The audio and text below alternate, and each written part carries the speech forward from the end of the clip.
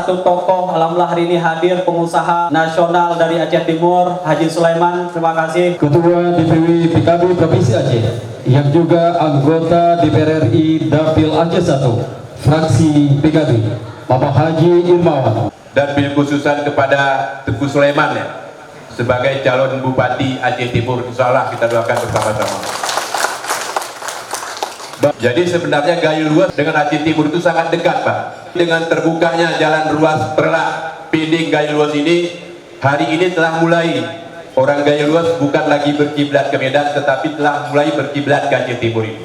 Yang kami hormati anggota DPR RI dari Dapil Aceh 2 fraksi PKB, Bapak Haji Ruslan M. Daus. Program yang ada di pemerintah pusat, program yang ada melalui adalah aspirasi anggota DPR RI saat ini di 58 kursi yang ada di pemerintah pusat, yang ada di pusat, ini benar-benar bisa kita tampung oleh struktur di Kabupaten Aceh Timur ini. Ketua Dewan Tampis adalah Bapak Iskandar.